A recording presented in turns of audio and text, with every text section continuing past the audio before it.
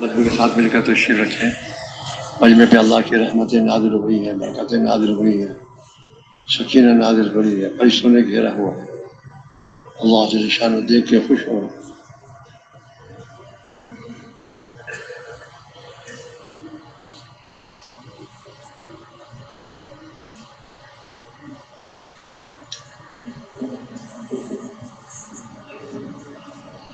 تشریف رکھیں، تشریف رکھیں، آ جائیں، قریب قریب تشریف لے آئیں۔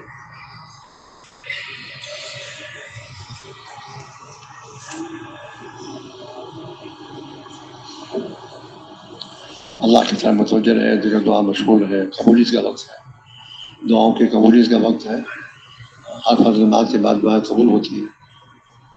اللہ کی طرف متوجہ رہیں، دعاؤں مشغول رہیں۔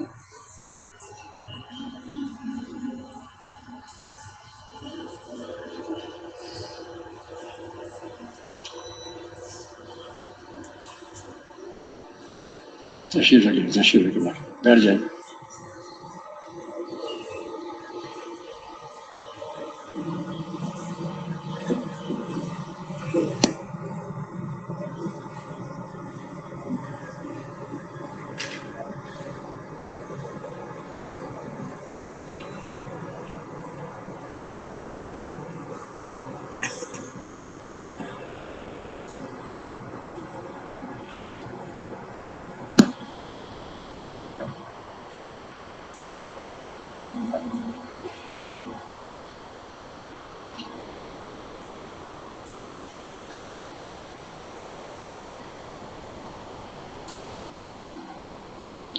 الحمد لله وحده والصلاة والسلام على من لا نبي بعده أما بعد أعوذ بالله من الشيطان الرجيم بسم الله الرحمن الرحيم والعصر إن الإنسان لفي خسر إلا الذين آمنوا وعملوا الصالحات وتواصوا بالحق وتواصوا بالصبر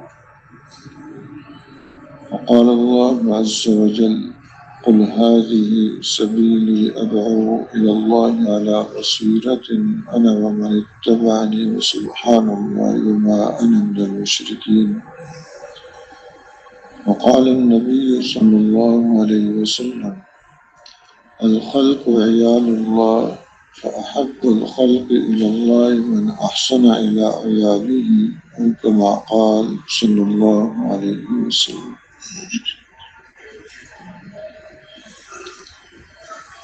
محترم دوستوں اور بزرگوں، اللہ پاک نے اس انسان کو اپنی خاص قدرت سے پیدا فرمایا اور اس کے اندر وہ قوتیں، استعدادیں اور صلاحیتیں رکھی ہیں جو اور کسی مخلوق کے اندر نہیں رکھی، اور اس کو اللہ پاک نے ہمیشہ باقی رکھا۔ مختلف دوروں سے یہ گزرتا ہے، جیسے ہم کچھ دور گزر چکے ہیں، عالم ارواح میں تھے، ماں کے پیٹ میں جسم کے ساتھ روح جمع ہو گئی، پھر دنیا میں آ گئے، اس کے بعد قبر ہے، برزخ ہے، میدان محشر ہے، پھر ہمیشہ ہمیشہ کے فیصلے، اور اس کو ہمیشہ باقی رکھا جائے۔ شروع سے نہیں ہے لیکن باقی ہمیشہ رکھا جائے۔ اس وقت بھی کئی روحیں عالم ارواح میں ہیں اور کچھ یہاں سے جا چکے ہیں۔ ایک بہت بڑی تعداد آدم علیہ السلام سے لے کر بہت بڑی تعداد یہاں سے جا چکی۔ اس وقت ہم یہاں موجود نظر آ رہے ہیں، تھوڑے عرصے میں ہم نہیں ہوں گے۔ کوئی اور ہوں گے، وہ بھی گزر جائیں گے۔ یہ جو اس وقت موجودہ دور ہے جس میں ہم چل رہے ہیں، اس دور اور آنے والے تمام دور، ان کا دار و مدار اس پر رکھا۔ یہاں بھی اس کے حالات بن جائیں، آنے والے دوروں میں بھی اس کے حالات بن جائیں، دار و مدار اس دور پر رکھا ہے اور اس کے استعمال پر رکھا ہے کہ یہ اپنے آپ کو کیسے استعمال کرتا ہے، اور استعمال اس کا، اس بارے میں اللہ نے اس کو کچھ ہلکا سا اختیار دے رکھا ہے کہ اپنے آپ کو کیسے استعمال کرے۔ مکمل اختیار نہیں دیا ہے کہ جو چاہے وہی ہوگا۔ یہ بوڑھا ہونا نہیں چاہتا، بوڑھا ہو کے رہتا ہے، بیمار ہونا نہیں چاہتا، بیمار ہو جاتا ہے، مرنا نہیں چاہتا، موت آ جاتی ہے اس کو۔ کچھ ہلکا سا اختیار دیا ہے، پورا اختیار نہیں دیا۔ اتنا اختیار اس کو دیا ہے کہ نیکی اور برائی، اس میں سے کس کو یہ اختیار کرتا ہے؟ نیکی کو اختیار کرتا ہے یا برائی کو اختیار کرتا ہے؟ ہر موقع پر یہ چیز اس کے سامنے آتی ہے۔ نگاہ دی ہے، اب نگاہ کو استعمال کیسے کریں؟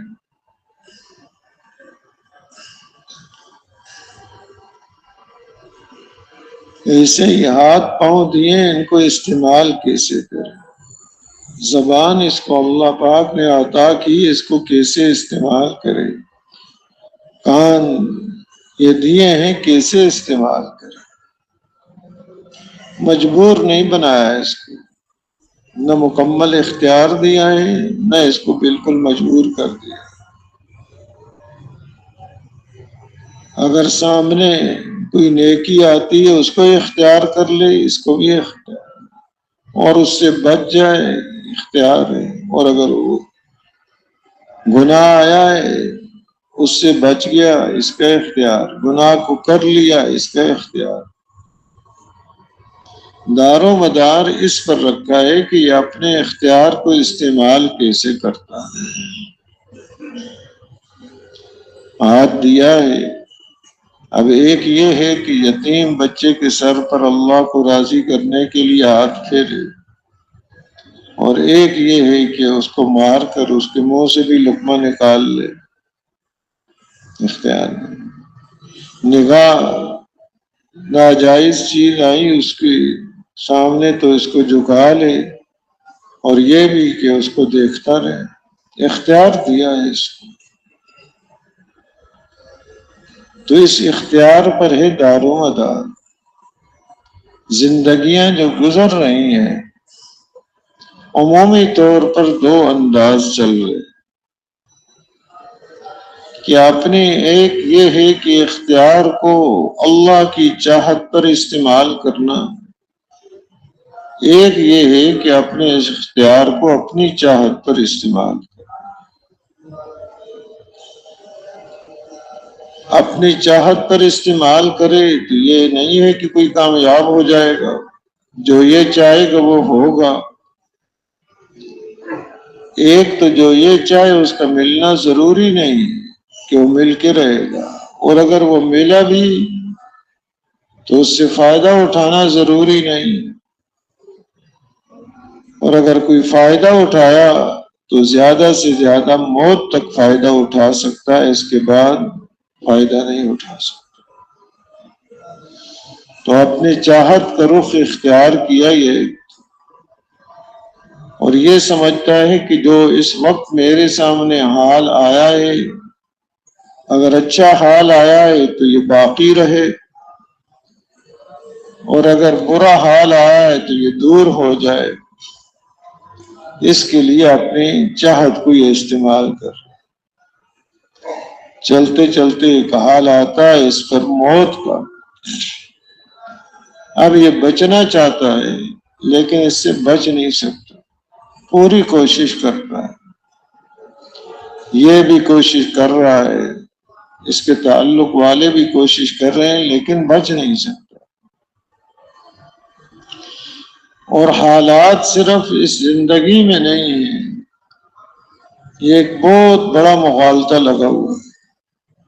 زندگی ختم، حالات ختم، یہ بات نہیں، حالات اس پر ختم نہیں ہوں گے، حالات پہلے سے بڑھ کر آ جاتے ہیں۔ موت حالات کے خاتمے کا نام نہیں، بلکہ موت ایک جگہ سے دوسری جگہ منتقل ہونے کا نام، انتقال ہو گیا، اس کا یہاں سے چلا گیا، آگے دوسرے دار میں چلا گیا، دار آخرت، ادھر اب یہ منتقل ہو گیا۔ اور فرمایا کہ جس پر موت واقع ہو گئی اس کی قیامت قائم ہو گئی، کہ ہر آدمی کی موت پر اس کی قیامت قائم ہو جاتی۔ اب وہاں کے حالات یہاں کے اختیار کے استعمال کے مطابق ہیں کہ اپنے آپ کو کیسے استعمال کیا ہے۔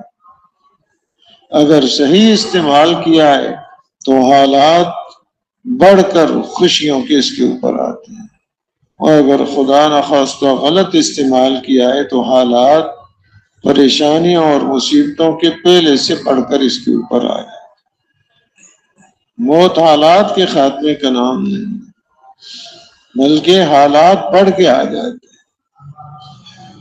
اب یہ اپنے آپ کو کیسے استعمال کرے، ایک یہ ہے کہ اپنی چاہت پر استعمال کرے اپنی قوتوں اور صلاحیتوں کو، ایک یہ ہے کہ خالق اور مالک جنہوں نے اس کو پیدا کیا ہے اور یہ قوتیں اور صلاحیتیں اور یہ چیزیں دی ہیں، ان کی چاہت پر استعمال۔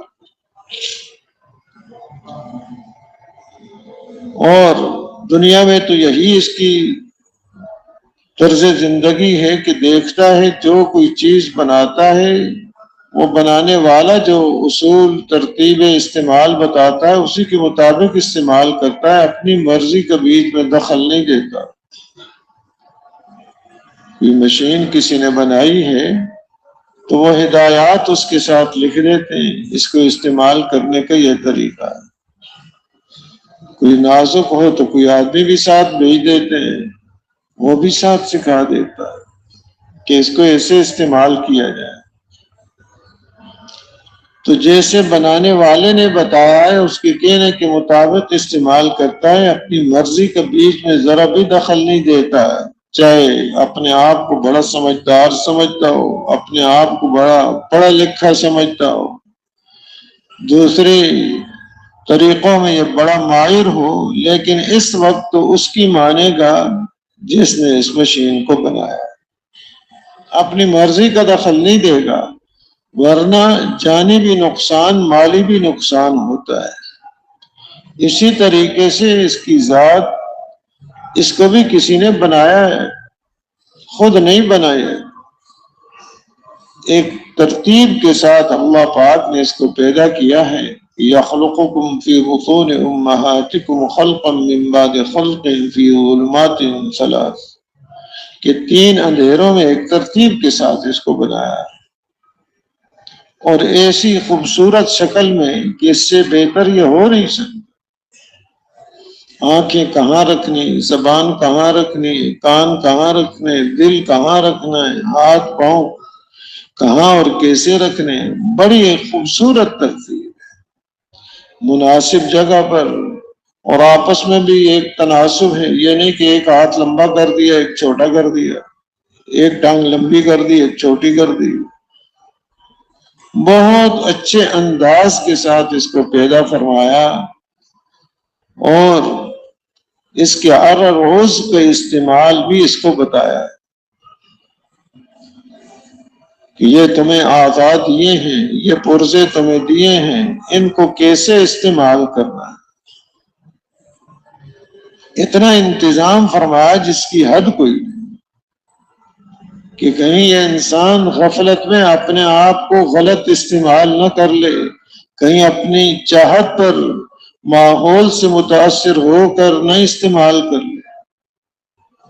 ہر وقت اس بات کو سامنے رکھے کہ پیدا کرنے والے نے استعمال کا کیا طریقہ ہوتا، پھر تو یہ ٹھیک چلے گا، اور اس کے صحیح استعمال کی وجہ سے یہ خود بھی ٹھیک رہتا ہے، اس کے حالات ٹھیک رہتے ہیں، اس کے خاندان کے حالات ٹھیک رہتے ہیں، اس کے علاقے کے حالات ٹھیک رہتے ہیں، پورے عالم کے حالات ٹھیک رہتے ہیں۔ یہاں کے بھی حالات، موت کا وقت، اس وقت بھی حالات بڑے اچھے ہوتے ہیں، قبر میں اس سے زیادہ اچھے ہو جاتے ہیں، پھر میدان معاشر میں اس سے زیادہ اچھے، اور خدا نہ خواستہ اگر غلط استعمال کیا اس نے تو اس کا اثر خود اس کی ذات پر بھی، اس کے اعضاء و جوارح پر بھی، حتیٰ کہ دل سیاہ ہو جاتا ہے، چہرے پر رونق ختم ہو جاتی ہے، زندگی میں برکت کو ختم کر دیا جاتا ہے، اعمال میں اس کی برکت نہیں رہتی، ہر طرف سے پریشانیوں سے اس کو، وہ پریشانیاں اس کو گھیر لیتی،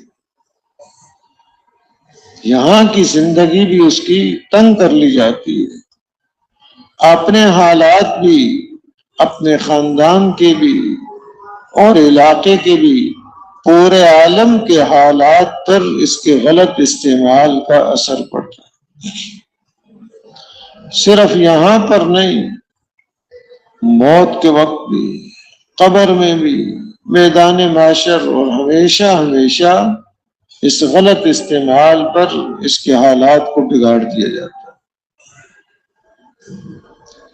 تو اس انسان کا مسئلہ کوئی معمولی نہیں ہے کہ جی کوئی نہیں، جیسے مرضی یہ کر لے، ایسے تو اس کو اختیار دیا ہی نہیں، اس لیے کہ اپنا اس کا کچھ بھی نہیں ہے، سب کچھ اللہ کا عطا کیا ہوا ہے، اس کے پاس امانت ہے، جان ہے، مال ہے، اعضاء و جوارح ہیں، جو نعمت ہے اس کے پاس وہ امانت ہے، اور اس امانت کے بارے میں اس سے پوچھو، یہ نہیں کہ جو مرضی کرے، بیکار ہے، کوئی نہیں جی کام ہے اس کا، کہ جی گزر رہا ہے، وقت گزر رہا ہے، ایسے ہی نہیں گزارنے کے لیے۔ افحسبتم انما خلقناکم عبثا وانکم الینا لا ترجعون، کیا یہ سمجھتے ہو کہ ہم نے تمہیں ایسے ہی بیکار پیدا کیا، اور یہ سمجھتے ہو کہ تم نے ہماری طرف لوٹ کر نہیں آنا؟ یہ دونوں سمجھیں غلط، بیکار پیدا نہیں کیا، ایک بہت بڑے مقصد کے لیے پیدا کیا، اور یہ نہیں کہ کہیں لوٹ کر نہیں جانا، لوٹ کر جانا ہے ہم سب نے اللہ کے پاس، جس نے یہ نعمتیں عطا فرمائی ہیں، وہ اپنی ہر نعمت کے بارے میں پوچھیں گے، لَتُسْأَلُنَّ يَوْمَئِذٍ عَنِ النَّعِيمِ وَإِنَّ السَّمْعَ وَالْبَصَرَ وَالْفُؤَادَ كُلُّ أُولَئِكَ كَانَ عَنْهُ مَسْئُولًا، کان، آنکھ، دل، ہر ایک کے بارے میں اس سے پوچھ ہوگی کہ یہ جو ہم نے تمہیں آزاد دیے، دل دیا، کان، آنکھ دی ہے، ان کو استعمال کیسے کیا؟ یہ نہیں کہ میرے اپنے، آنکھ میری ہے، کان میرے ہیں، دل میرا ہے، جیسے مرضی استعمال کروں، اس کے نہیں ہے، اس کے پاس امانت ہے، اللہ نے دیے ہیں اس کو، اگر ہے تو دو چار اور دل لے آئے، دو چار اور آنکھیں لے آئے کہیں سے، کچھ بھی نہیں کر سکتا، اللہ نے عطا کیے ہیں۔ تو جس نے یہ ساری نعمتیں دی ہیں، ان کا استعمال کا طریقہ بھی انہوں نے بتایا کہ کیسے استعمال کریں، اس کے لیے اتنے انتظامات فرمائے ہیں جس کی حد کوئی نہیں۔ عالم ارواح میں اس سے پوچھ لیا، الست بربکم قالوا بلی، اللہ پاک نے پوچھ لیا کیا میں تمہارا رب نہیں ہوں؟ سب نے جواب دیا کیوں نہیں، آپ ہی ہمارے رب ہیں۔ یہ اقرار کرا لیا اس بات کے لیے کہ آگے جا کے کس کو دیکھ کے چلنا ہے، اپنا تعارف کرا دیا کہ رب کو دیکھ کر چلنا ہے، جو مالک ہیں، جو تربیت کرنے والے ہیں، اس کی ضرورتوں کو جانتے ہیں اور پورا کرتے ہیں، صرف اس کی ضرورتوں کو نہیں بلکہ تمام مخلوق کی ضرورتوں کو وہ جانتے بھی ہیں اور پورا بھی فرما رہے ہیں۔ یہ بیچارہ تو اپنی ضرورتوں کو جانتا بھی نہیں ہے، اس کے سامنے تو دو چار ضرورتیں ہیں جی، کھانا ہے، پینا ہے، لباس ہے، مکان ہے، سواری ہے، شادی بیاہ ہے، چند ایک ضرورتیں سامنے رکھ کر اپنی صلاحیتوں کو اس پر لگا رہے ہیں۔ اندر کا کیا نظام ہے، پھیپھڑے اس کی کیا کیسے چل رہے ہیں، دل کی حرکت اور دل کی رگیں اور دماغ کی باریک رگیں وہ کیا ہیں، ان کے اندر کوئی رکاوٹ تو نہیں آ گئی، ٹھیک چل رہی ہیں۔ پورا ایک اللہ کا نظام ہے جو اس کو پتہ ہی نہیں، اس کی ایک ضرورت ہے اس کو پتہ ہی کوئی نہیں، وہ ساری ضرورتیں اس کی پورا فرما رہے ہیں اور اپنی قدرت سے پوری فرما رہے ہیں، کسی کے محتاج نہیں ہے وہ۔ اس میں فلاں نظام ہوگا تو پھر یہ اس کے دل کی ضرورتیں، دماغ اور پھیپھڑوں اور گردوں کی ضرورتیں پوری ہوں گی، وہ اپنی قدرت سے ساری اس کی ضرورتوں کو پورا فرما رہے ہیں۔ تو پہلے تعارف کرا دیا کہ رب وہ ذات ہے۔ کوئی مسئلہ آیا سامنے تو پہلے اپنے رب کو دیکھنا، وہ کیا چاہتے ہیں، اگر ان کے حکم کو پورا کر لیا کامیاب ہی کامیاب۔ اور جب دنیا میں آ گیا، ماں کے پیٹ میں اس کے جسم اور روح دونوں جمع ہو گئی، دنیا میں آ گیا، اس کو بھیجا یہ فطرت اسلام پر کہ ما من مولود الا یولد علی الفطرہ۔ فطرت کیا؟ اس دین حق کو قبول کرنے کی قوت اور استعداد اللہ نے اس کے اندر رکھی ہے، جس دین حق پر چل کر یہ دونوں جہانوں میں کامیاب ہو سکے،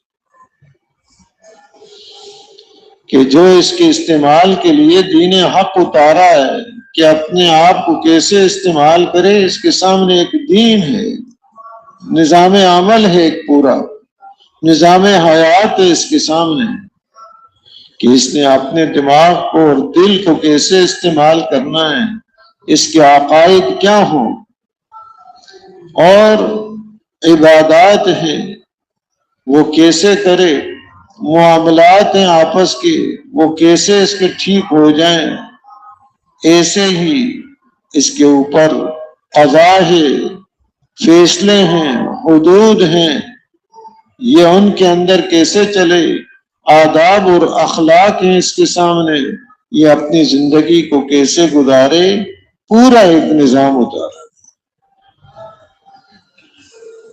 تو وہ جانتے ہیں کہ ان چیزوں میں اس نے کیسے چلنا ہے، اور وہ نظام پھر اللہ نے اتارا اور اس کی استعداد اس کے اندر رکھی ہوئی۔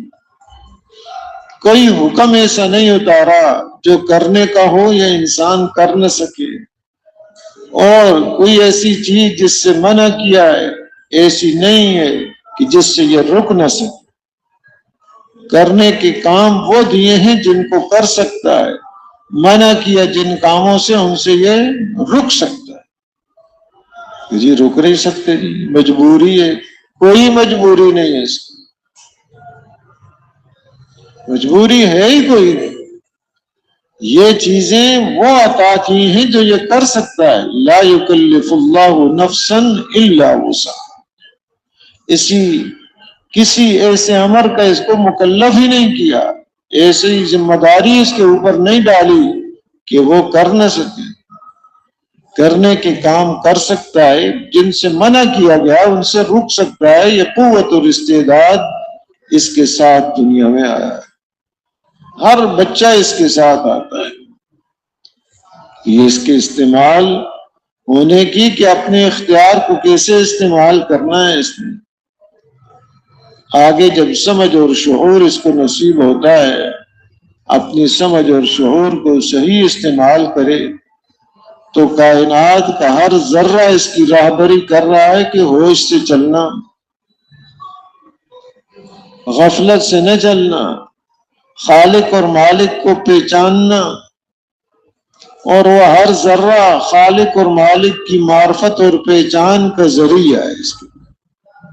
وفی کل شیء لہ آیۃ علی انہ هو الواحد، ہر چیز کے اندر اللہ نے نشانی رکھی ہے، وہ انسان کی راہبری کر رہی ہے ہر چیز کہ خالق اور مالک اکیلے اللہ ہے۔ ہر گیائے کہ السمیع رعیت وحدہ لا شریک لہ کو، جو بھی گھاس کا تنکا زمین سے نکل رہا ہے، اگ رہا ہے، وہ اس انسان کو دعوت دے رہا ہے کہ خالق اور مالک صرف ایک اکیلے اللہ ہے۔ اتنا انتظام کیا، لیکن یہ سمجھ کب آئے گی؟ اپنی سمجھ کو صحیح استعمال، غفلت کے ساتھ نہ چلے۔ ہر چیز دعوت دے رہی ہے، سورج اس کو دعوت دے رہا ہے، چاند اس کو دعوت دے رہا ہے، آسمان اور زمین، درخت اور ایک ایک پتا اور پتے کے اندر جو اس کے ریشے ہیں، وہ ہر چیز اس کو دعوت دے رہی ہے کہ خالق اور مالک صرف ایک اکیلے اللہ۔ حضرت ابو دردہ رضی اللہ تعالی عنہ جا رہے تھے، دیکھا ایک آدمی 2 بیلوں سے کام لے رہا ہے، ایک بیل چلتے چلتے رک گیا، دوسرا کام کر رہا ہے، حیوان ہے کھڑا ہو جاتا ہے، دوسرا کام میں ہے، تو فرمانے لگے یہ جو کھڑا ہو گیا ہے یہ کام کرانے والا ہے، اس کو ڈنڈا مارے گا تاکہ یہ چلے، اور جو چل رہا ہے اس کو کچھ نہیں کہے گا، وہ تو کام میں لگا ہوا ہے۔ تو فرمانے لگے کہ اللہ پاک نے اس انسان کو آخرت کی تیاری کے لیے بھیجا ہے۔ جو انسان آخرت کی تیاری میں لگا ہوا ہے اس کو کچھ نہیں کہا جائے گا، یہاں بھی اور آخرت میں بھی۔ جو آخرت کی تیاری سے رک گیا، کھڑا ہو گیا ہے، کوئی اور رخ کر لیا اس نے، یہاں بھی ڈنڈے پڑیں گے اور آخرت میں بھی یہی ہے کہ ہر چیز اس کے لیے عبرت ہی عبرت ہے۔ وما وإن لكم في الأنعام لعبرة نسقيكم مما في بطونه من بين فرث ودم لبنا خالصا سائغا للشاربين، کہ ان چوپایوں کے اندر تمہارے لیے عبرت ہے، سبق ہے۔ وہ کیا سبق حاصل کرنا ہے ان سے؟ ان چوپایوں سے ہم تمہیں دودھ پلاتے ہیں جو خالص ہے، کہ اس کے اندر کوئی ملاوٹ خون کی اور گوبر کی نہیں ہے، ان کے درمیان سے، لیکن کسی ایک کی بھی ملاوٹ نہیں کہ رنگ سرخ ہو گیا اس کا، بدبو آ رہی ہے، خالص ہے، ان دونوں چیزوں سے صاف ہے، اور پینے والوں کے حلق میں آسانی سے اتر جاتا ہے۔ اب حلق میں آسانی سے اتر جانا، اس کے اندر بھی عبرت ہے، اس کو پیدا کرنا دودھ کو، اس کے اندر بھی عبرت ہے۔ ہر چیز ایسی ہے کہ اس کے اندر سامان عبرت ہے۔ ایک تو ہے کہ استعمال کر رہا ہے عرصے سے، مختلف چیزیں اس سے بنا رہا ہے، آیا سبق بھی حاصل کیا ہے کہ نہیں اس سے؟ اللہ پاک تو یہ فرما رہے ہیں کہ اس میں عبرت ہے تمہارے لیے، کہ اللہ کی معرفت نصیب ہو جائے۔ ایسی طاقت اور قدرت والی ذات ہیں کہ گائے بھینس وغیرہ تو چارہ کھا رہی ہے اور اللہ پاک اس سے دودھ بنا رہے ہیں، اور اس گائے بھینس کو بھی نہیں پتا کہ میرے اندر کیا ہو رہا ہے، اس کو یہ بھی نہیں پتا کہ آگے یہ انسان اس کو استعمال کر رہا ہے کہ کیا کیا فائدے ہیں اس کے اندر، اس کو بھی کوئی پتہ نہیں۔ وہ خالق اور مالک جانتے ہیں، اور وہ سارا نظام پیدا کر رکھا ہے انہوں نے۔ وہ کس کے لیے؟ ایک تو ان چیزوں سے دنیا کے ان اسباب سے ظاہری نفع اٹھانا ہے، سورج سے روشنی حاصل کر لی اور فائدے حاصل کر لیے، چاند سے فائدے حاصل کر لیے، ایک ہے حقیقی فائدہ ان سے اٹھانا کہ اللہ کی معرفت نصیب ہو. یہ ساری نشانیاں ہیں. ان فی ذلک لآیات لقوم یتفکرون ان فی ذلک لآیات لقوم یعقلون ان فی ذلک لآیات لقوم یذکرون ان فی ذلک لآیات لقوم یسمعون. کہ جو سنتے ہیں ان کے لیے نشانیاں ہیں، جو عقل رکھتے ہیں ان کے لیے نشانیاں ہیں، جو نصیحت حاصل کرتے ہیں ان کے لیے نشانیاں ہیں. ہر چیز میں اللہ نے نشانیاں رکھی ہیں اپنی معرفت کی. اتنے انتظامات ہیں جس کی حد کوئی نہیں. یہ کس کے لیے؟ اس انسان کے لیے کہ کہیں غفلت سے زندگی نہ گزارے، کہیں اپنے آپ کو بیکار نہ سمجھ لے. اپنے آنے کا مقصد اس کا وَمَا خَلَقْتُ الْجِنَّ وَالْإِنسَ إِلَّا لِيَعْبُدُونَ کہ اللہ کی معرفت اس کو نصیب ہو جائے، اللہ کی عبادت اس کو نصیب ہو جائے. اس غرض کے لیے اللہ پاک نے اس کو پیدا کیا. یہ انتظامات کس لیے؟ ایک ہی ظاہری فائدے اٹھا رہا ہے، جسم کے فائدے اٹھا رہا ہے. ایک ہے کہ اس کے ساتھ جو دوسری چیز ہے روح، اس کا بھی فائدہ اٹھائے. روحانی فائدہ اس کا، باطنی فائدہ اس کا، اللہ کی معرفت، اللہ کے احکام کو پورا کرنا، ان چیزوں کو جیسے اللہ نے چاہا اس کے مطابق استعمال کرنا، یہ اس کے لیے اصلی غرض ہے. اور اس کے ساتھ انبیاء علیہ السلام کا سلسلہ جاری فرمایا. ایک دو نبی نے تقریباً 1,24,000 انبیاء علیہ السلام کو مبعوث فرمایا. وہ کس کام کے لیے؟ اس انسان کی راہبری کے لیے. کہیں یہ خطرے میں نہ پڑ جائے، نقصان میں نہ چلا جائے. بھائی فوٹو نہ ہو، بھائی بزرگوں مسجد میں بیٹھے ہوئے مولانا اجازت صاحب رحمۃ اللہ نے فرمایا یہ اس کام کو مشینوں سے بچاؤ، مشینوں سے نہیں چلے گا.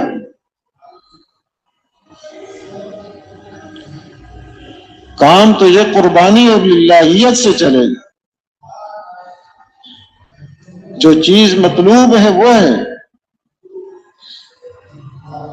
للہیت، اللہ راضی ہو جائے اور کچھ نہیں چاہیے. قربانی چاہیے. مشین کیا قربانی کرے گی؟ یہ گشت پہ جائے گی گرمی میں، وہ تو آدمی جائے گا، ایک دوسرے کے بعد جائے گا، تقاضے اس پر آئیں گے. تو انبیاء علیہ السلام کو مبعوث فرمایا کہ اس انسان کی راہبری کریں، اور انتہائی وہ خیر خواہ ہوتے ہیں اس کے، اپنی ساری تکلیفیں برداشت کرتے ہیں، اس کی خیر خواہی میں کمی نہیں آنے دیتے کہ یہ کہیں ہلاکت میں نہ پڑ جائے. معمولی مسئلہ نہیں ہے اس کا. تباہیوں میں گیا تو پھر اس کی انتہا کوئی نہیں. وہ ایسے کیونکہ اللہ پاک ان کے اوپر حقیقت کو کھولتے ہیں اور ان کو دکھا دیتے ہیں. حضور اکرم صلی اللہ علیہ وسلم کو معراج میں دکھایا، خواب میں کئی دفعہ یہ چیزیں دکھائیں. آپ نے بتایا کہ یہ دیکھا خواب میں نے، ایسے ہی صلاۃ کسوف، چاند سورج کو گرہن ہوا، نماز پڑھی آپ نے لمبی، آگے گئے پھر پیچھے ہٹے، پھر پوچھا صحابہ سے تم نے دیکھا؟ کہاں کہ وہ ایسے آگے بڑھا کہ جنت کے پھلوں کے خوشہ نظر آیا کہ اس کو توڑ کے پھر دیکھا کہ بھائی یہ تو اور عالم ہے، پھر اس کو چھوڑ دیا، پیچھے ہٹا، وہاں کی آگ اور عذاب نظر آئے. اللہ پاک نے حقائق ان کو دکھا دیے. وہ بینا ہیں، باقی ساری مخلوق نابینا ہے. انبیاء علیہ السلام دیکھنے والے ہیں، حقائق ان کے سامنے کھلے ہوئے ہیں. اس لیے وہ سمجھتے ہیں کہ اگر یہ انسان اس کے مطابق نہ چلا جو اللہ پاک چاہتے ہیں، اور جو انبیاء علیہ الصلوۃ والسلام لے کر آئیں اللہ کی چاہت کے مطابق زندگی گزارنے کے طریقے، اس کے مطابق نہ چلا تو اس بیچارے کا بڑا نقصان۔ تو ایسے وہ شفیق ہیں، یہ تکلیف پہنچا رہا ہے، وہ برداشت کر رہا ہے، اور معمولی تکلیفیں نہیں پہنچائیں، ہر نبی کو تکلیفیں پہنچائیں گے، اور انہوں نے برداشت کیا، اس لیے کہ وہ جانتے ہیں جیسے اب بچہ وہ اپنے آپ کو آگ میں پھینک رہا ہو تو والدہ اس کی برداشت نہیں کر سکتی، چاہے یہ والدہ کو تکلیف پہنچائے وہ اس کو آگ سے بچاتی ہے۔ انبیاء علیہ الصلوۃ والسلام دیکھ رہے ہوتے ہیں کہ یہ انسان اللہ کو نہیں مان رہا، اللہ کی نہیں مان رہا، یہ اپنے آپ کو تباہیوں میں ڈال، لہذا اس کی تکلیفوں کو برداشت کر کے اس کو بچانے کی پوری کوشش کر۔ سیدنا نوح علیہ السلام ایک دو دن کی بات نہیں ہے، 950 سال تک دعوت دیتے رہے، اور قرآن پاک میں فرماتے ہیں کلما دعوت، جب بھی ان کو دعوت دی، اور کس کام کے لیے؟ لتغفر لہم، کہ اللہ آپ ان کو بخش دیں، انہی کے فائدے کے لیے دی، کہ جب بھی ان کو دعوت دی کہ آپ ان کو بخش دیں، آگے سے انہوں نے کیا سلوک کیا؟ جعلوا اصابعهم فی آذانہم واستغشوا ثیابہم واصروا واستکبروا استکبارا، کہ کانوں میں اپنی انگلیاں ڈال دیں، چہرے پر پردے ڈال دیے، انگلیاں ڈال لی، سامنے ہی بتا رہے ہیں کہ ہم سننا نہیں چاہتے آپ کی بات، کہ نعوذ باللہ ایسی حرکتیں، چہرے پر پردہ ڈال دیا کہ دیکھنا نہیں چاہتے، ایسی گستاخیاں وہ کر رہے ہیں۔ سیدنا نوح علیہ السلام برداشت کر، اس لیے کہ مغفرت کا مسئلہ بڑا اہم ہے، اگر ان کی مغفرت نہ ہوئی، پکڑے گئے تو کوئی ٹھکانہ نہیں ہے ان کا۔ ایسے ہی ہر نبی علیہ الصلوۃ والسلام پوری خیر خواہی کے ساتھ انسانیت پر محنت فرما رہے ہیں۔ آخر میں سارے نبیوں کے سردار حضرت محمد مصطفیٰ صلی اللہ علیہ وسلم کو اللہ پاک نے مبعوث فرمایا، اور رحمت للعالمین اور خاتم النبیین بنا کر اللہ پاک نے بھیجا۔ آپ کا فرمان ہے جس کا مفہوم ہے اوذیت فی اللہ ما لم یؤذ احد وخوفت فی اللہ ما لم یخوف احد، کہ اللہ کے بارے میں جتنی مجھے اذیت پہنچائی گئی اتنی کسی کو نہیں پہنچائی گئی، اور اللہ کے بارے میں جتنا مجھے ڈرایا گیا اتنا کسی کو نہیں۔ جسمانی تکلیفیں، ذہنی کوفت، مختلف قسم کی پریشانیاں، ہر طرف سے آپ کو ستایا گیا، لیکن آپ کی خیر خواہی میں کوئی کمی نہیں آئی۔ غزوہ احد میں 70 صحابہ شہید ہو گئے، خود حضور اکرم صلی اللہ علیہ وسلم بھی زخمی ہیں۔ اب ایسے حالات بنے ہوئے ہیں، حضرت عائشہ رضی اللہ تعالی عنہا نے عرض کیا کہ اس سے زیادہ سخت دن بھی آپ پر آیا ہے؟ آپ نے ارشاد فرمایا جس کا مفہوم یہ، ہاں طائف کا دن اس سے بھی زیادہ سا، کہ ان کے عوام کو دعوت دی، خواص کو دعوت دی، تقریباً 25 دن وہاں رہے، ان کو دعوت دیتے رہے۔ آگے انہوں نے کیا معاملہ کیا؟ شریر قسم کے لڑکوں کو پیچھے لگا دیا، وہ مار رہے ہیں پتھر۔ اب یہ منظر دیکھ کر فرشتے آئے، عرض کیا اگر آپ حکم فرمائیں تو ان پہاڑوں کے درمیان ان کو پیس دیں، لیکن آپ کے ارشاد گرامی جس کا مفہوم یہ ہے کہ میں اللہ پاک سے امید کرتا ہوں اگر یہ ایمان نہیں لاتے تو ان کی نسلوں میں ایسے پیدا ہو جائیں جو ایک اللہ کی عبادت کریں اور اللہ کے ساتھ کسی کو شریک نہ ٹھہرائیں۔ یہ ہے مقصود کہ ایک اللہ کی عبادت کریں۔ اور کسی کو اور شریک ساتھ نہ ٹھہرائیں، ایسی امیدیں ان کی نسلوں سے باندھی ہوئی، حالانکہ اتنے سخت تکلیف کا دن ہے، وہ ساری چیزیں برداشت ہیں، لیکن انسانیت کی خیر خواہی ہے۔ انبیاء علیہ السلام کو مبعوث فرمایا، جب مکہ فتح ہوا تو آپ باہر ہیں، خیمے لگے ہوئے ہیں۔ حضرت عباس رضی اللہ تعالی عنہ نے دیکھا کہ ابو سفیان جو اس وقت تک مسلمان نہیں ہوئے تھے، وہ مسلمانوں کے حالات لینے کے لیے آئے۔ حضرت عباس رضی اللہ تعالیٰ عنہ نے پکڑ کر اپنے خیمے میں ان کو لے گئے، ان کو دعوت دی، سمجھایا ان کو، کچھ بات سمجھ آ گئی، رسول اکرم صلی اللہ علیہ وسلم کی خدمت میں لے گئے۔ آپ نے ارشاد فرمایا جس کا مفہوم یہ ہے، اے ابو سفیان، ابھی تک تمہاری سمجھ میں یہ بات نہیں آئی کہ اللہ کے علاوہ کوئی معبود نہیں ہے، تو حجی یہ بات سمجھ آ گئی، اتنے آپ کے ساتھ لڑائیاں لڑی لیکن کوئی کامیابی نہیں ہوئی۔ پھر فرمایا یہ بات سمجھ میں نہیں آئی، اپنے بارے میں فرمایا کہ میں اللہ کا رسول ہوں، یہاں وہ رک گئے۔ حضرت عباس رضی اللہ تعالی عنہ ان کو پکڑ کر خیمے میں لے گئے، پھر سمجھانا شروع کر دیا، سمجھا رہے ہیں ان کو، ایک خیر خواہی کا جذبہ ہے اندر۔ بات سمجھ میں آ گئی، حضور صلی اللہ علیہ وسلم کی خدمت میں لے گئے، آپ نے دعوت دی، مسلمان ہو گئے۔ حضرت عباس رضی اللہ تعالیٰ عنہ نے عرض کیا کہ سردار ہیں، رئیس ہیں، ان کی کوئی حوصلہ افزائی کی جائے، عزت افزائی کی جائے۔ تو اس پر آپ نے فرمایا کہ جو بھی ابو سفیان کے گھر میں داخل ہو جائے اس کو امن ہے، اس لیے کہ اس وقت سب سے بڑا مسئلہ مکہ والوں کا امن بنا ہوا تھا، خطرہ تھا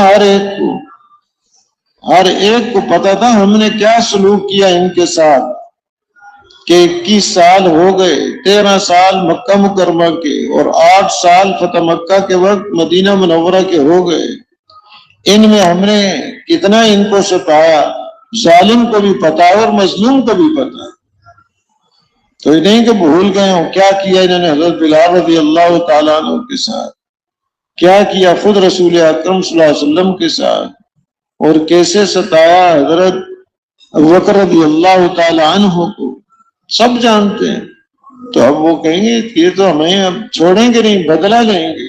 سب سے بڑا مسئلہ اس وقت امن کا تھا، امن مل جائے۔ آپ صلی اللہ علیہ وسلم نے فرمایا من دخل دار ابی سفیان فہو آمن، کہ جو بھی ابو سفیان کے گھر میں داخل ہو گیا اس کو امن ہے، تو اس کو ایک بڑی عزت بخشی۔ لیکن وہ کہنے لگے کہ میرا گھر تو چھوٹا سا ہے، کتنے آدمی آئیں گے اس میں تو چند آدمی آئیں گے۔ آپ نے اور وسعت فرمائی، جو حرم میں آ گیا اس کو امن۔ کہا یہ تو آپ نے اور وسعت، لیکن سارے تو نہیں بچ سکتے۔ فرمایا من اغلق بابہ فہو آمن، جو اپنے گھر کا دروازہ بند کر لے اندر ہو کر اس کو امن ہے۔ تو ہر ایک اپنے گھر میں امن لے سکتا ہے۔ جب یہ واپس آئے اپنی قوم کے پاس تو ان سے کہا جاؤ، حضور اکرم صلی اللہ علیہ وسلم کی خدمت میں بڑے معاف کرنے والے ہیں۔ تو بیوی رکاوٹ بن گئی ہندا کہ اس کی بات نہ مانو بوڑھے کی، یہ تمہیں مروائے گا، کیسے وہ ہمیں معاف کریں گے، اتنا ہم نے ان کو ستایا ہے، وہ معاف کیسے کریں گے؟ یہ کہہ رہا میری بات مانو۔ بیوی نے گرا دیا اس کو پکڑ کے اور اوپر بیٹھ گئی اس کے، اس کی بات نہ مانو۔ اب یہی اتنی سخت بیوی، رات ہوئی، دیکھنے گئی کہ بھائی کیا کریں گے، یہ باہر سے آئے ہیں فاتح بن کر، یہ تو آج چھوڑیں گے نہیں۔ دیکھ رہی دن گزر گیا، رات شروع ہو گئی، کچھ بھی نہیں ہو رہا، اندھیرا پھیل رہا ہے، باہر گئی خیموں میں دیکھا کوئی ہے ہی نہیں ہے، کدھر چلے گئے؟ حرم آئی، دیکھا سب حرم کے اندر ہی، نماز میں، رکوع، قیام، سجدہ، دعا میں، اور دعائیں بھی ہمارے لیے کر رہے ہیں کہ اللہ ان کو ہدایت دے۔ تو رات کے اس منظر نے اس کے دل کو پلٹ دیا۔ صبح گئی حضور اکرم صلی اللہ علیہ وسلم کی خدمت میں مسلمان ہونے کے لیے، اور کہہ رہی تھی کہ کل تک یہ جتنے باہر خیمے لگے ہوئے ہیں سب سے برا اور مبغوض خیمہ میرے نزدیک آپ کا تھا، اور آج میرے نزدیک سب سے زیادہ محبوب اور پسندیدہ خیمہ آپ کا ہے۔ یہ کیا تھا؟ ایک محنت ہوئی ہے جس محنت کی وجہ سے وہ اعلیٰ اخلاق اور اعمال نصیب ہو گئے کہ جس کی وجہ سے اللہ نے ان کے دلوں کو پلٹ دیا۔ وہ بھی تھے جنہوں نے قسمیں کھائی ہوئی تھی، پہاڑوں سے چھلانگے لگا دیں گے، سمندر میں کود پڑیں گے، لیکن مسلمان نہیں ہوں۔ اللہ نے ان کے دلوں کو بھی پلٹ دیا۔ تو ایک محنت رسول اکرم صلی اللہ علیہ وسلم لے کر آئے۔ عرض یہ کر رہا تھا کہ اللہ پاک نے اس انسان کے لیے اتنے اسباب اختیار کیے ہیں کہ کہیں اس کا نقصان نہ ہو۔ خود اس کو سمجھ دی، انبیاء علیہ الصلوۃ والسلام کو بھیجا، دنیا میں پیدا ہی اس کو فطرت پر کیا ہے۔ عالم ارواح میں اس سے پوچھ لیا کہ مسئلہ اس کا بڑا حساس اور بڑا نازک ہے کہ یہ اپنے آپ کو استعمال کیسے کرے گا۔ دار و مدار یہاں اپنے آپ کو استعمال کرنے پر ہے۔ اپنے اعضاء و جوارح کو اور اپنے دل کو یہ کیسے استعمال کرے گا؟ اپنی چاہت پر استعمال کرے گا یا اللہ کی چاہت پر استعمال کرے گا؟ بنیاد ہی یہی ہے اس کی۔ لا الہ الا اللہ کیا ہے؟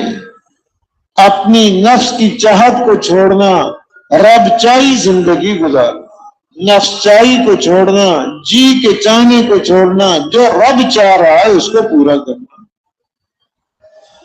یہ دل اللہ نے اور کسی کام کے لیے اس کو نہیں دیا، صرف اپنی محبت، اپنی معرفت کہ اس دل کے اندر یہ چیز اللہ کی عظمت، اللہ کی بڑائی ہو، یہ استعمال اس کا ہے۔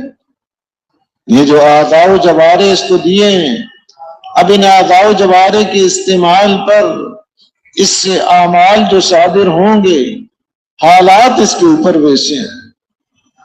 حالات کو اسباب کے ساتھ نہیں جوڑا۔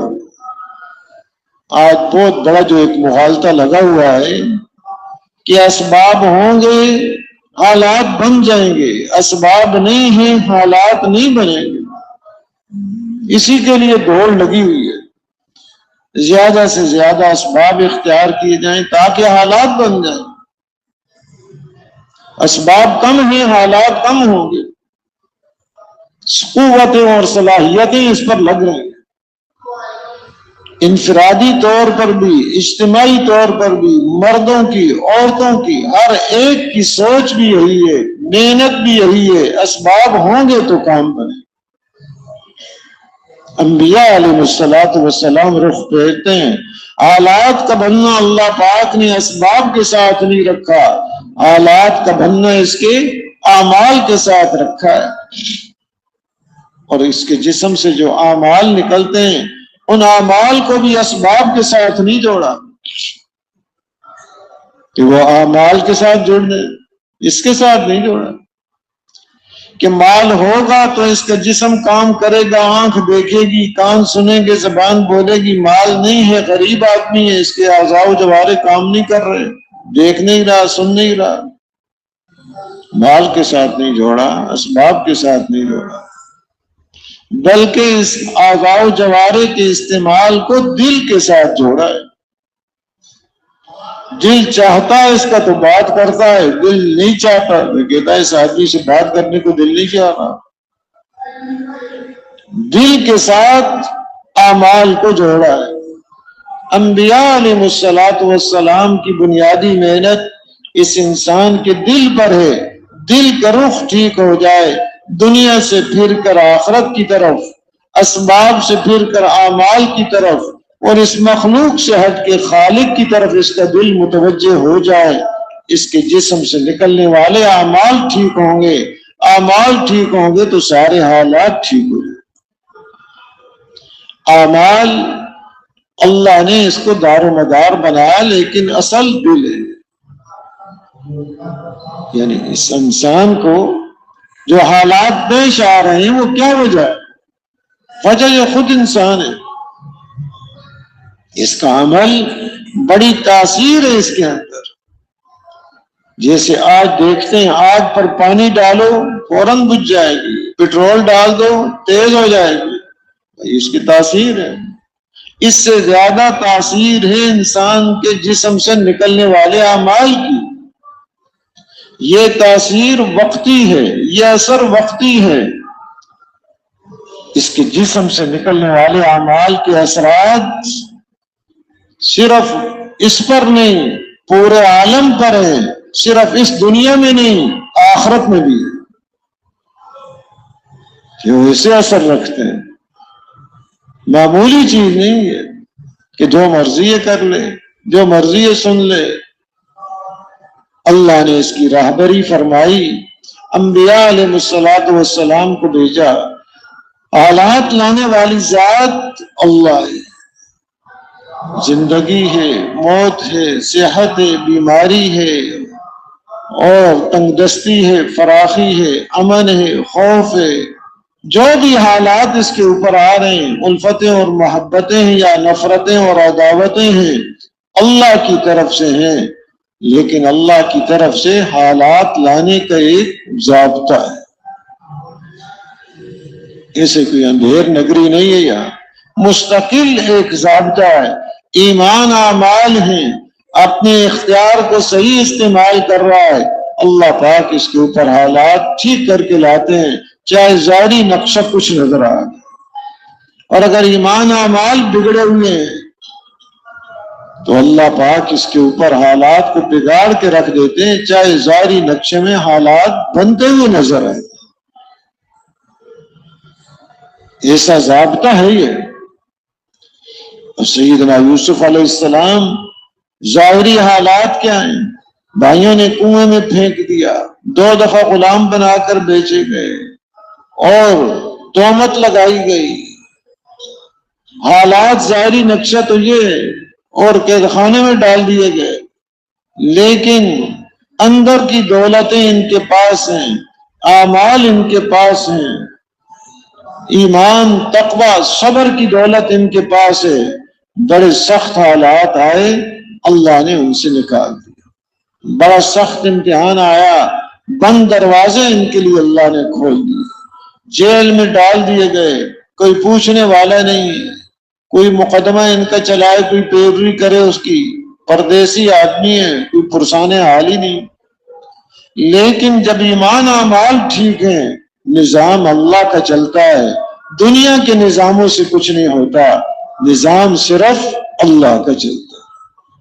بادشاہ کو اللہ نے خواب دکھایا. اس نے خواب اپنے ساتھیوں سے پوچھا، وہ کہنے لگے ابغاث و احلام، ایسے ہی خیالات ہیں، تمہارے خواب کی کوئی حقیقت نہیں ہے. لیکن اس کو تسلی نہ ہوئی. یوسف علیہ السلام سے جب پوچھا تو آپ نے خواب کی تعبیر بھی بتا دی، یہ حالات آئیں گے، اور مزید تدبیر بھی بتا دی کہ ان حالات میں کیا کرنا ہوگا. بادشاہ نے سوچے ایسا قیمتی آدمی، ایسا سمجھدار ہم نے جیل میں ڈال رکھا ہے. حکم دیا ائتونی بھی، میرے پاس لے کر آؤ ان کو، کہ اس آدمی سے تو ہم فائدہ اٹھائیں، اپنے امور سلطنت میں ان سے مشورے لیں، ایسا قیمتی آدمی ہے.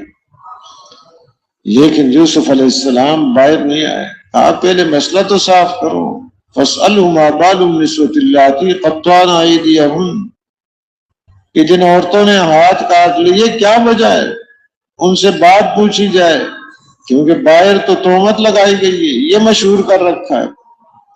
اب جو بات پوچھی گئی، حقیقت سامنے آ گئی، عزیز مصر کی بیوی بھی کہنے لگی الآن حصحص الحق انا راودته عن نفسه، اب حق واضح ہو گیا ہے، میں نے اپنی طرف بلایا پھسلایا تھا، لیکن یہ سچے لوگوں میں سے ہیں، میرے جال میں یہ نہیں پھنسے، اب یہ بات واضح ہو گئی۔ لیکن توجہ اللہ کی طرف، اللہ کی طرف متوجہ ہیں۔ اب حالات آئے، ملک کا نظام ایسے حالات کے فقر و فاقہ پھیل جائے گا، قحط ہوگا، کوئی آدمی صحیح نظر نہیں آ رہا کہ ان حالات میں کیسے غلہ تقسیم کرے، پہلے سے ہی حال بگڑے ہوئے ہیں، ہر ایک ہی اپنے کو ہی پورا کرنے میں لگا ہوا ہے، اپنوں کو ہی دینے میں لگا ہوا ہے۔ تو بتا دیا مجھے تمہاری حکومت سے کوئی غرض نہیں، غرض والا نظام ٹھیک نہیں چلا سکتا۔ اور ایسے موقع پر کہ جہاں کوئی اور نظر نہ آ رہا، جس کو اللہ نے استعداد دی ہے اس کو فرماتے ہیں اپنے آپ کو پیش کرنا چاہیے، ویسے تو کاموں کی ذمہ داری کے لیے آگے نہیں بڑھنا چاہیے کہ جی مجھے یہ کام دے دو، میں یہ کرتا ہوں، مجھے یہ بڑا بنا دو، یہ بات نہیں۔ یہ نبی ہیں، ہر نبی معصوم ہوتے ہیں، اندر یہ خواہش نہیں ہوتی، وہ جو پیش کر رہے ہیں انسانیت کو فقر و فاقہ سے بچانے کے لیے، ورنہ نظام تباہ ہو جائے گا۔ ایسے موقع پر ایسے آدمی کو پیش کرنا یہ ایک ضروری ہو جاتا ہے۔ تو وہ پیش کیا، وہ خدمت ایسی کی کہ دور دور تک بات پہنچ گئی کہ بڑا اچھا نظام ہے تقسیم کا، غلے کی۔ ان کے بھائی بھی آ گئے، انہوں نے جو ہی دیکھا اپنے بھائیوں کو پہچان لیا، اور وہ نہیں پہچان سکے۔ ایک دفعہ ہے، دوسری دفعہ ہے، تیسری دفعہ ہے، پھر بات ان کے اوپر کھولی، اور پھر نے کہا انک انت یوسف، کیا آپ ہیں یوسف؟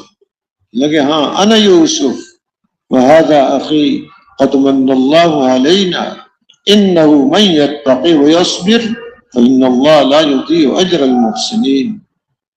وہ حیران ہو گئے کہ ہم نے کیا معاملہ ان کے ساتھ کیا ہے اور یہ کہاں پہنچے کہ ہم نے تو غلام بنا کے بیچ دیا، اور یہ کس درجے پر پہنچے ہیں؟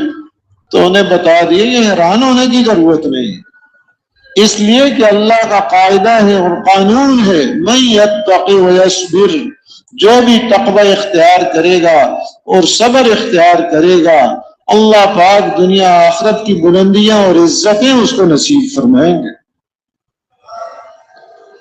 یہ تو کوئی حیرانگی کی بات نہیں ہے، قانون ہے اللہ کا، تقوی ہے اور صبر ہے۔ تو جو سمجھ میں نہیں آ رہی چیزیں وہ بھی اللہ پاک نیکی کرنے والوں کے اجر کو ضائع نہیں کیا کرتے۔ اور ایسے ہی فرمایا بلا ان تصبروا وتتقوا لا يضركم كيدهم شيئا، کہ اگر تم صبر اور تقوی کو اختیار کرو تو دشمن کا مکر و فریب ذرا بھی تمہیں نقصان نہیں پہنچا سکتا۔ یہ ایسی قوتیں ہیں کہ سارے مکر اس کے سامنے بیکار ہو جاتی، ساری چالیں اس کے سامنے بے چال اور بیکار ہو جاتی۔ یہ صبر اور تقوی وہ قوت اللہ نے نصیب فرمائی، دنیا میں آئے اس کو حاصل کرنے کے لیے تقوی کی دولت ہو۔ تقوی کیا؟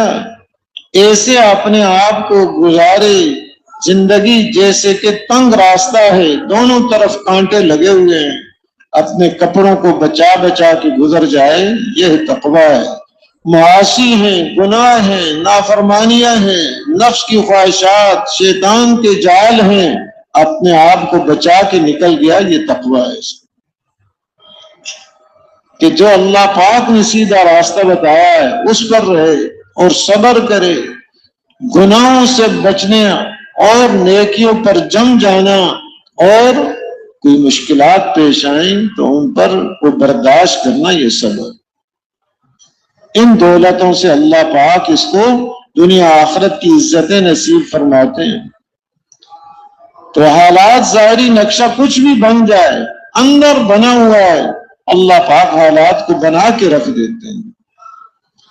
قارون کا ظاہری نقشہ بنا ہوا تھا، فرعون کا ظاہری نقشہ بنا ہوا تھا، نمرود کا ظاہری نقشہ بنا ہوا تھا، اور یہ نافرمان قومیں جو گزری ہیں، قوم عاد، قوم سمود وغیرہ، ان کا ظاہری نقشہ بنا ہوا ہے، باغات ہیں، تجارت ہے، جسمانی قوتیں ہیں، اور اس کے گمنڈ میں وہ آئے ہوئے ہیں، لیکن ایمان اور اعمال بگڑے ہوئے ہیں۔ اللہ پاک نے ظاہری نقشہ میں ہی تباہ و برباد کر دیا، یہ نہیں کہ یہ نقشے بچا گئے ہوں۔ تو یہ قرآن پاک میں جو قصے بیان کیے ہیں، اس لیے کہ یہ امت سمجھ جائے۔ تجارت میں جو کامیابی نظر آ رہی ہے قوم کے پاس تھی، بین الاقوامی درجے کی تجارت ہے، بڑی دور دور تک تجارت پھیلی ہوئی ہے، بڑی منڈیاں ہیں ان کے پاس، لیکن اپنے نبی کی بات کو نہیں مانا، اللہ نے اسی تجارت میں تباہ کر دیا۔ تجارت بچانے والی نہیں ہے، تجارت میں اللہ کا جو حکم، نبی اکرم صلی اللہ علیہ وسلم کا طریقہ جو اس کے مطابق ہے، اس کو پورا کر لیا، اب یہ بچے۔ ایسے ہی باغات ہیں، لیکن وہ باغات اور کھیتیاں اور پانی کا انتظام اور ڈیم جو نقشے بنائے تھے وہ ذرا بھی کام نہ آئے۔ جب پکڑ آئی اللہ پاک کی، انہی نقشوں کے اندر اللہ نے تباہ کر دیا۔ تو اس امت کے لیے راہبری ہے کہ یہ نقشے نہیں بچا سکتے کہ کھیتیوں سے مسئلے حل ہوں گے، باغات سے اور پانی کے انتظامات سے مسئلے حل ہوں گے۔ جب ان کھیتیوں کے اندر اللہ کا حکم پورا کیا، نبی اکرم صلی اللہ علیہ وسلم کا طریقے کے مطابق، اب یہ چیز اس کو کام آئے، ورنہ یہی کھیتیاں، یہی باغات، یہ پانی کے انتظامات تباہی کا ذریعہ ہے۔ کہ جہاں اللہ کا حکم ٹوٹ گیا، تباہی آ گئی۔ سمجھتے ہیں فلاں چیز ٹوٹ گئی، فلاں چیز، اللہ کا حکم سب سے بڑی چیز، اللہ کا امر ٹوٹ گیا، سب سے بڑی تباہی۔ نماز نہیں پڑھی، سب سے بڑی تباہی۔ روزہ نہیں رکھا، سب سے بڑی تباہی۔ زکوٰۃ ادا نہیں کی، اور اوامر، اللہ کا حکم پورا کر لیا، حالات بگڑے ہوئے ہوں اللہ پاک بنا دیتے۔ تو یہ قرآن پاک میں کس سے بیان کیے، کوئی تاریخ کی کتاب نہیں ہے کہ جی تاریخی معلومات ہو رہی ہیں۔ قومیں کیسی تھیں؟ یہ ہدایت کی کتاب، کہ اس سے انسان کو ہدایت ملے۔ یہ ظاہری اسباب اس کے کام نہیں آئیں گے۔ قارون کا ظاہری نقشہ اس کے کام نہیں آیا کہ اس کے ظاہری نقشے کو دیکھ کر لوگ بھی کہنے لگے یا لیت لنا مثل ما اوتی قارون انہ لذو حظ عظیم، کاش ہمیں بھی ایسا ملتا جیسے اس کو ملا، یہ تو بڑے خزانے والا، بڑے نصیبے والا ہے۔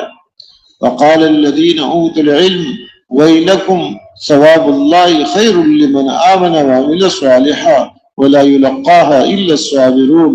علم والوں نے جو دنیا سے بے رغبت تھے، انہوں نے کہا ہلاکت ہو تمہاری، اللہ کی طرف سے جو ثواب ملنے والا ہے وہ بہتر ہے اس آدمی کے لیے جو ایمان لائے اور اچھے عمل کرے۔ یہ بہتر ہے، دنیا کی چیزیں بہتر نہیں، کہ جو اس کی اب جب پکڑ آئی تو اسی سارے اسباب کے ساتھ زمین میں قیامت تک دھنستا رہے، وہ چیزیں نہ بچا سکی اس کو۔ بچانے والی چیز اللہ کا امر ہے، اس کی حفاظت کر لی، یہ انسان بچ کے رہے گا، چاہے ظاہری نقشے اس کے پاس کچھ بھی نہیں ہے۔ اور اللہ کا امر توڑ دیا، ظاہری سارے نقشے موجود ہیں، یہ تباہی سے بچ نہیں سکتے۔ یہ بات دل کے اندر اتر جائے۔ اب جب دل کے اندر یہ اللہ کی عظمت، اللہ کے اوامر کی عظمت اترے گی، اس کی زندگی خود بخود ٹھیک۔ ہر موقع پر اللہ کا امر کی عظمت، جتنا امر کی عظمت ہوگی اتنا ہی اس کے دل کے اندر اخلاص ہوگا کہ عظیم چیز وہ صرف اللہ کا امر ہے۔ کسی کی طرف توجہ اور التفات نہیں ہوگی، یہ کیا کہے گا، یہ کیا کہے گا، اللہ کیا کہیں گے۔ دنیا کی ان چیزوں سے کہ یہ مل جائے، شہرت ہو جائے، فلاں کام ہو جائے، اللہ کے امر کی عظمت کی وجہ سے یہ ساری چیزیں ختم ہو جائیں۔ اللہ بڑے ہے، اللہ کا امر بڑا ہے۔ تو یہ محنت اس لیے ہو رہی ہے کہ دلوں کے اندر اللہ کی عظمت، اللہ کے اوامر کی عظمت پیدا ہو جائے، تاکہ اس انسان کا اختیار صحیح استعمال ہو، اپنی مرضی پر نہ چلے، جس نے پیدا کیا ہے اس کی مرضی پر چلے، ہر موقع پر یہ دیکھ رہا ہو اس وقت میرا رب مجھ سے کیا چاہے۔ یہاں آنے کا مقصد انسان کا اللہ کے اوامر اس کی طرف متوجہ ہیں، اس وقت کون سا امر میری طرف وہ متوجہ، اس امر کو دیکھنا اور اس کے مطابق اپنے آپ کو چلانا، چاہے جان لگ رہی، مال لگ رہا ہے، قوتیں اور صلاحیتیں خرچ ہو رہی، وہ اللہ نے دی اسی کام کے لیے، یعنی اپنا تو ہے ہی کچھ نہیں، جان ہے، مال ہے، قوتیں، استعدادیں، وہ اللہ نے دی کس کام کے لیے؟ اللہ کے لیے لگ جائے، سب کچھ انہوں نے ہی دیا ہے۔ پھر اتنا فضل اب جب ان کے لیے خرچ کیا جاتا ہے تو اپنی طرف سے انعامات دیتے ہیں، حالانکہ دیا انہوں نے، کیونکہ جان دے دی ہوئی اسی کی تھی۔ حق تو یہ ہے کہ حق ادا ہی نہیں ہوا، چاہے جان بھی دے دے، حق بات کیا ہے، حق نہیں ادا کر سکتا، کیونکہ کس کی ہے؟ اپنی ہوتی تو پھر کچھ کرتا، اپنی تو نہیں ہے، اللہ نے دی ہے۔ تو جس نے دی ہے اسی کی مرضی کے مطابق ان ساری چیزوں کو استعمال کرنا انتہائی آسان راستہ، کوئی مشکل نہیں ہے۔